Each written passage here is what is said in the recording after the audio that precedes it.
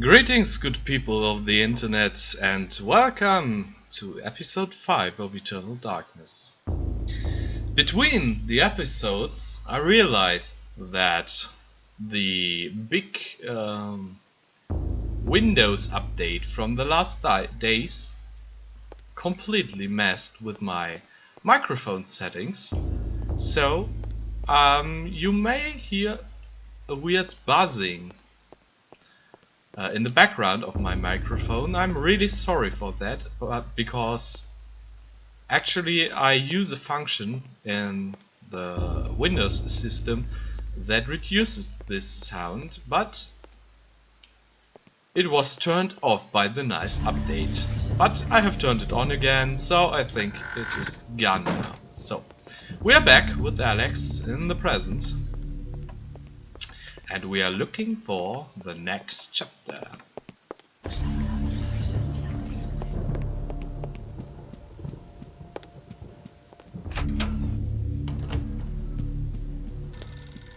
Yeah, telephone is ringing. Hello? Remember me, Alex? This isn't really happening. Let's enter this room. The kitchen. And this thing looks familiar, isn't it? Let's take this. Oh, yeah. Let's use the enchant item spell on the Gladius.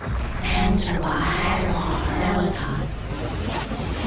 And let's stick it into this thing.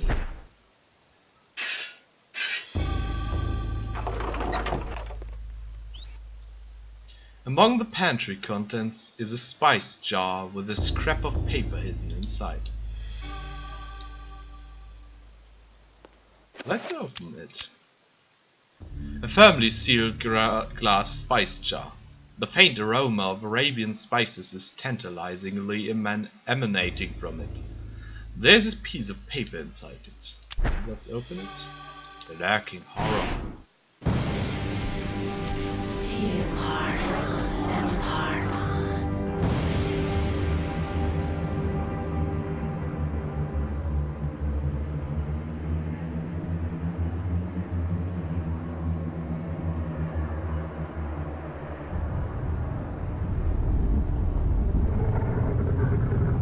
My liege, the future is yours. The light in the age of darkness has been extinguished. The pillar of flesh has been constructed. The master of chaos, the keeper of the ancients, is long dead. The planets will be in alignment soon. All is prepared for your arrival. I will begin the final incantation that will bring you into our world within days. The next millennium will truly usher in a new age. Your guardians, now prepare the gate!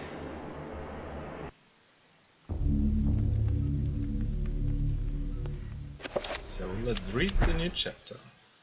I will not argue that I was shocked by the sudden mention of one of my ancestors, the distinguished Dr. Maximilian Roivas. It chilled me to my bones. Where had this ancient book come from?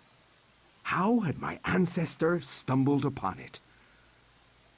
I feverishly began to read more, eager to learn his story. It seems that Maximilian had inherited his father's mansion, just as I had. Alone since the death of his wife, and since his children had their own adult lives, he explored the house to discover his family roots.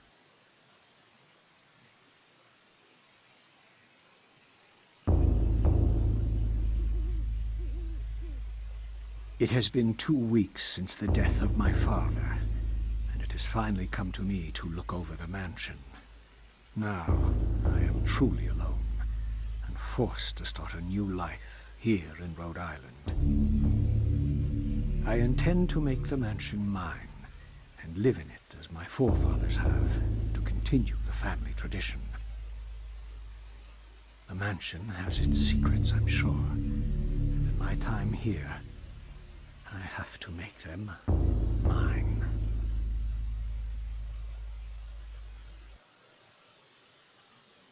here we are, as Maximilian Roivers, who's trying to uncover the secrets of the Roivers mansion. Some ammunition for a flintlock pistol. What do we have? A pistol. The French flintlock holster pistol was in use from the 1680s. As a muzzle-loaded pistol, its rate of fire is rather low, but it packs a powerful punch.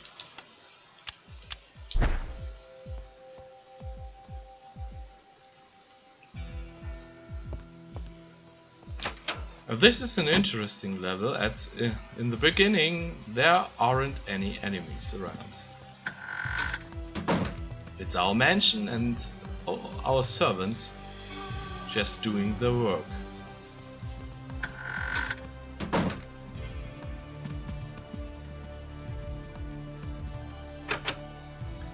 The door to the servants' quarters is securely locked. Maximilian, however, can't help but feel uneasy. An ominous presence lurks behind that door, making the hairs on his neck stand on end. Also, a weird window here. A stained glass window, resplendent with bright colors and exquisite workmanship. There is something odd about it, perhaps the curious detail of its shapes and content.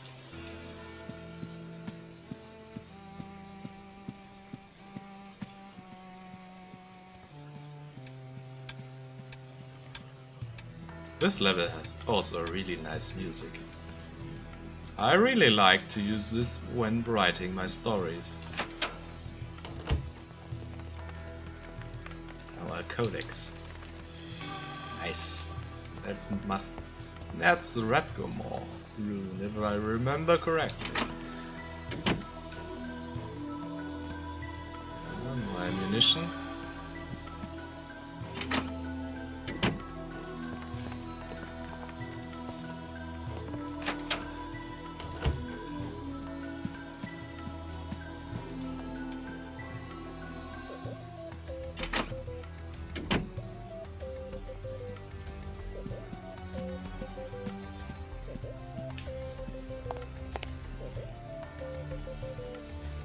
Letter. A letter scrawled by a panicked hand with clotted ink. Dear friend, the house has been forsaken by the ancients. I dare not enter it for fear of my mortal soul. I would suggest that you leave also. Bring the book. It is a far more potent tool than you have learned, and may well swing the balance in our favor. A. Roivers. Also, we have the journal. The journal is interesting as Maximilian is able to do something special, and I already did this in my other playthrough. In my Xel'lotath playthrough, he can do autopsies of enemies. That is pretty interesting as he gives from within, information. worried apart by the ravening fish and parasitic fetor of their sunken graves. These drowned zombies emerged, spilling their festering entrails and slopping fluids with each pain-ridden step, each step hoping to bring an end to their pain by spreading it to others. And the thing is, if you want to get all the autopsies, you have to do the 3 playthroughs. Oh, let's show you the other ones as well. Corpses, lumbering, rotting cadavers. What contrivance could have wrought this abomination? Disease science, blasphemous occult rituals. How can something so dead yet be so alive and hungry? They lust for flesh, human flesh, and feast upon all the sweet breads a man has to offer.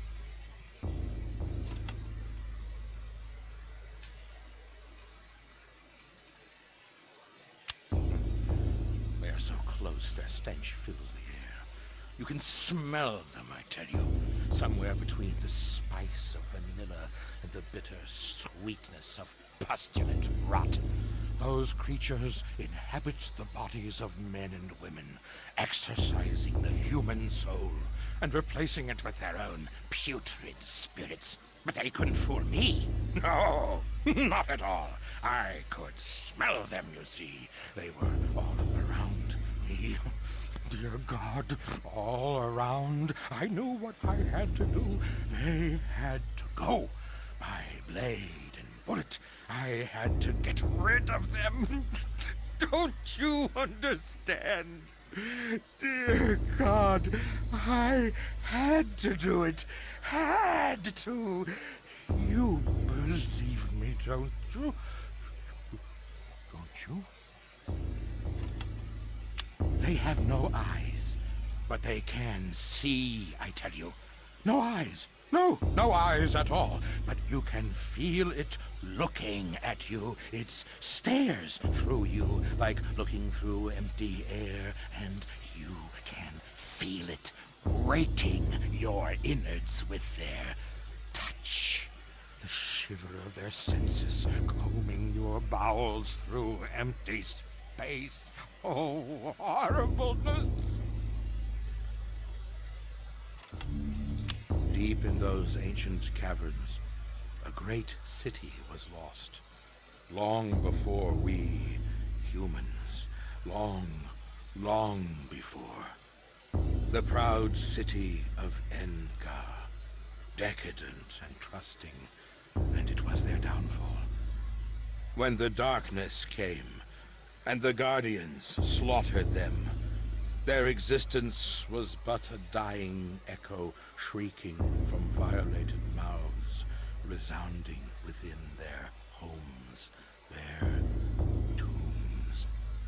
If you stand alone in one of those halls, quietly, ever so quietly, you can hear the cries of the people of Engar.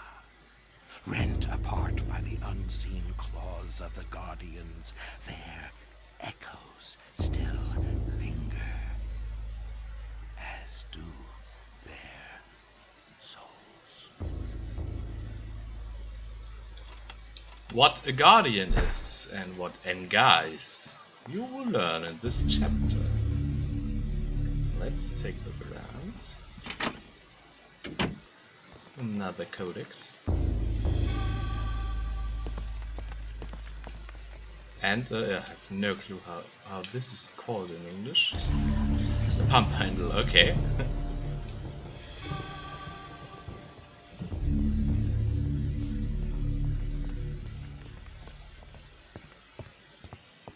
More ammunition.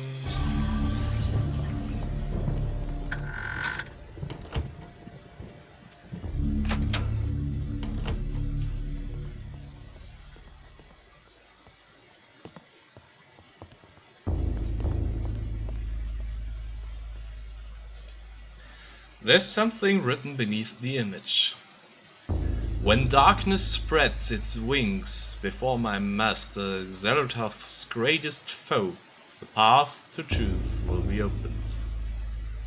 And now I can move the raven statue, and I have to move it in front of the color that is stronger than Xel'lotath, which means the red one.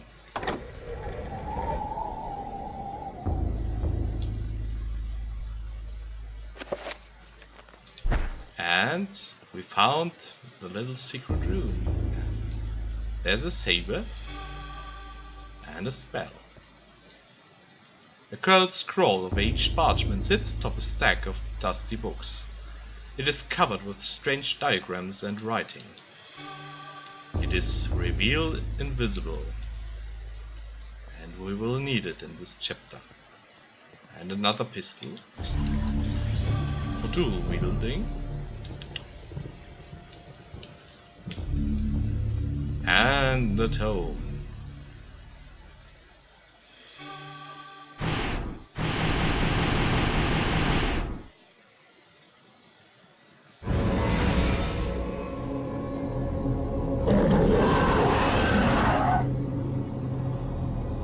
As Max lifts the Tome of Eternal Darkness, a letter slips out from between the pages.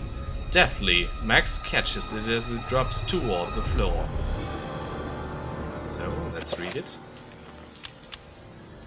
A letter scrawled almost indecipherably by a wavering hand. Dear friend, as I suspected, the ruins of Vanguard, that blasted necropolis, lie deep under the site of the mansion. The accursed servants of Xel'lotath are so close I can almost hear their chittering. There's a secret opening in the basement, and from there we can gain access. I urge you to gather some men and seal it, or better still, destroy that damned place. I've stowed something that you will find useful on the upper level. Look to the light and you will find it. I wish that I could be at your side, but my ailment worsens daily and I know that my time is short. A.R. I think I missed the... yeah, I missed the letter. Where's the first one? I actually did manage to miss the first letter again.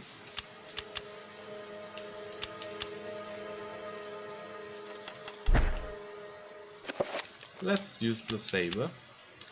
Cavalry swords like the saber were used chiefly as an item of ceremonial dress for officers. The brass knuckle guard was a style popular with both American and English cavalry officers in the second half of the 18th century.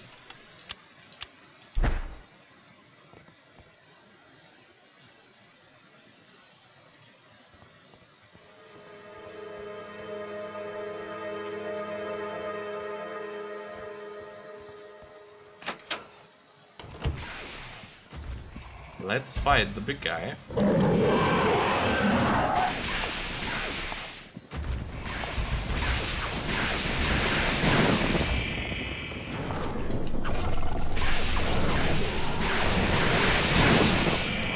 He just killed my servant.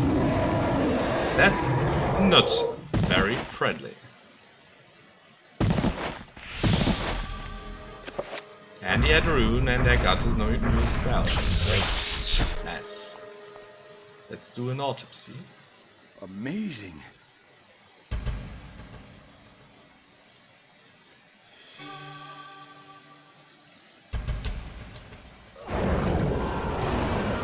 And I will enter here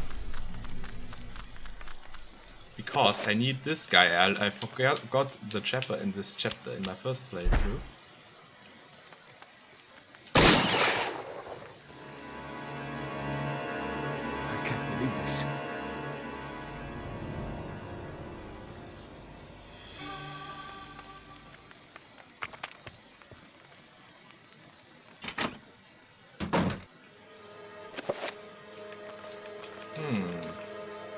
Yeah, but that is not too bad, as the trapper only have one entry. The trappers are existing in the three colors, but they are all basically the same.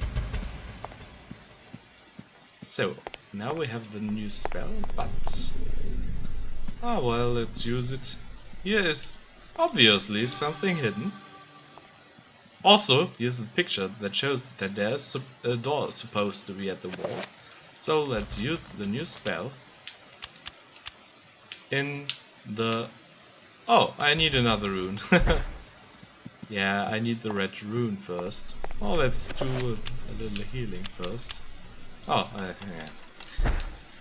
This happens if you do several playthroughs after another. Also, I wonder where the heck was the first letter. I think it was lying somewhere around pretty openly. Was it here? No.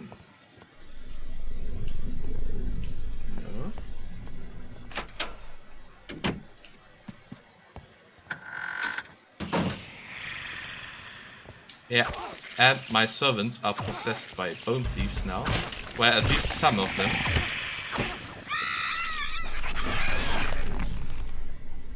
Oh, that's extraordinary.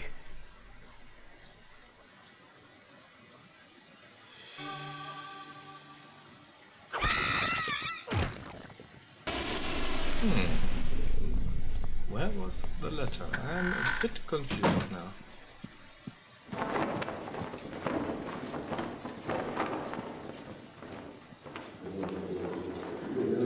Max spies an envelope that has fallen behind the pedestal.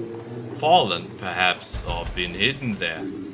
Despite his excitement at this discovery, Max senses something odd about it.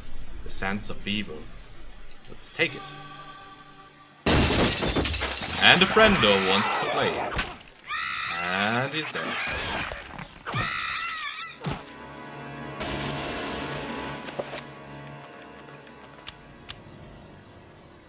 A paper envelope sealed with a glob of melted wax. An odd rune is pressed into the wax.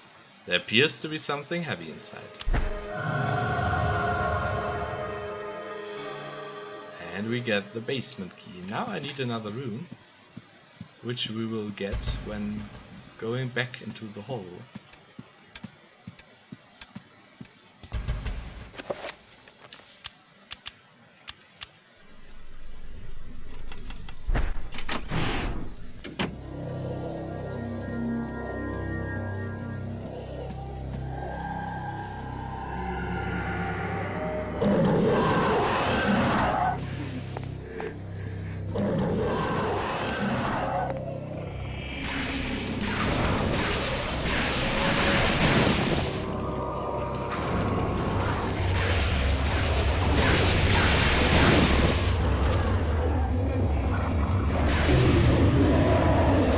And he's dead. Nice. And we have the red rune. Also, we have... Ah, the damage wasn't real. So, nice. Now I can use the healing spell. Recover with the red rune.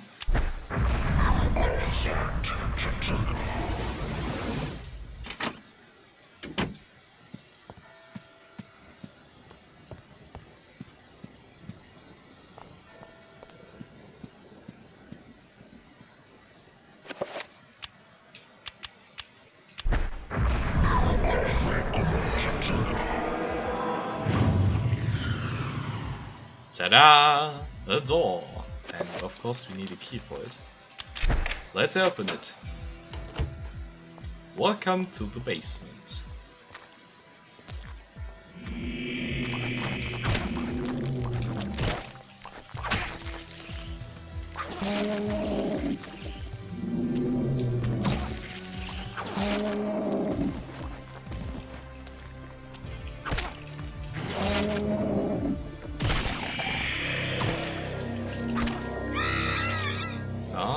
Let's do an autopsy fast enough.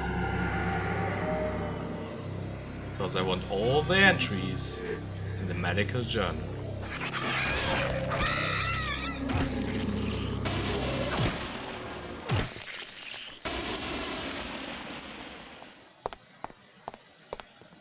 Another codex.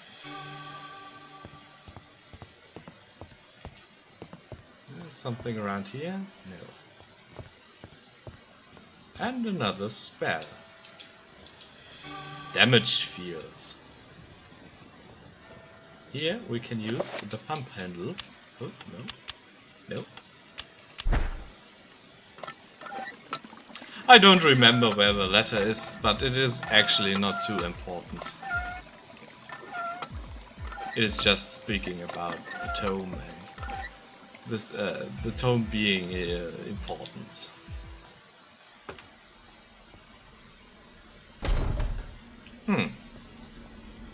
What the heck? This can't be happening!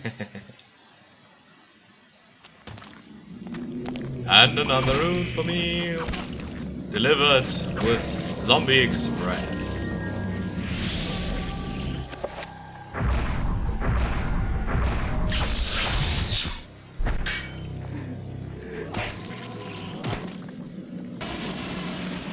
So, this looks pretty normal, pretty much what every normal family has under their house. Max is incredulous at the sight, a desolate ruin of a fantastic city, built into a huge, naturally formed cave. Jutting spires and looming buildings poke through the dense fog. Light ebbs through the city, crackling in the wake of the energy spilling from a light source held aloft by unseen forces. Sapiens silet his diemus.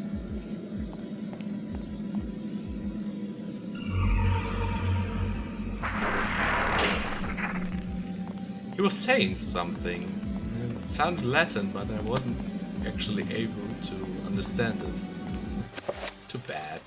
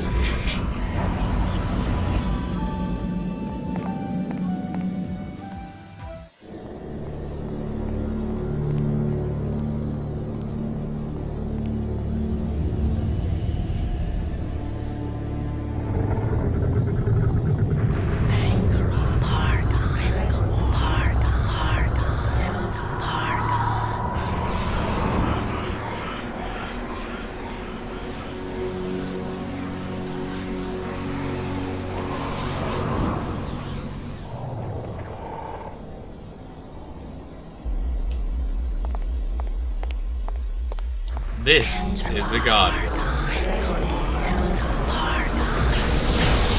Ouch.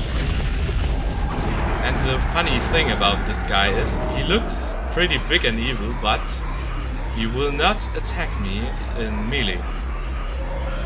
He can only cast spells, so hitting him in close combat is pretty efficient.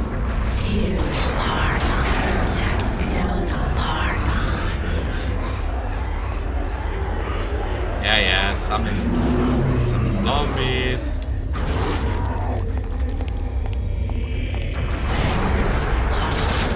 And he's dead.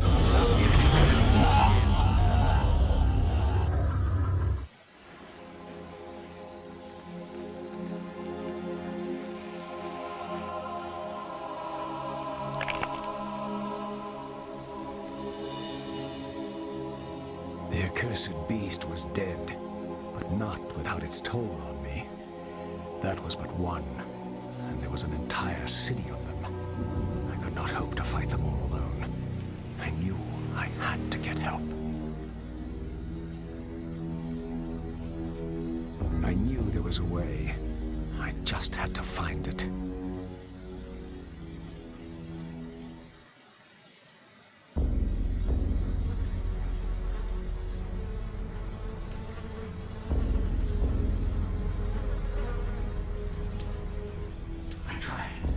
I tried to tell them, but they wouldn't listen to me. Damn their eyes! They didn't believe me. Strange creatures, the world in peril from unseen foes. The darkness. Instead, they jeered and threw me into this forsaken place.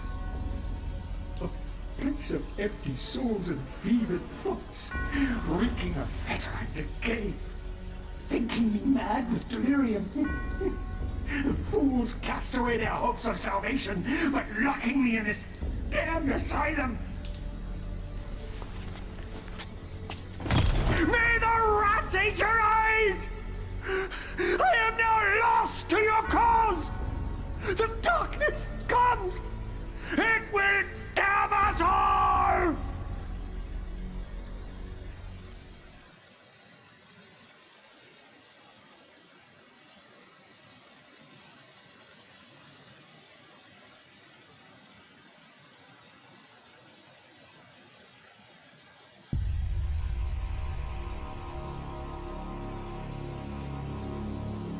Poor Maximilian. He didn't die, but he ended in a sanitarium. Which in this time is pretty much the same. So, that's the end of the episode. I would like to thank you for your attention, and I hope you will stick around for more episodes of Eternal Darkness. Until then, I wish you a nice, gloomy and calm October's Day. See you next time.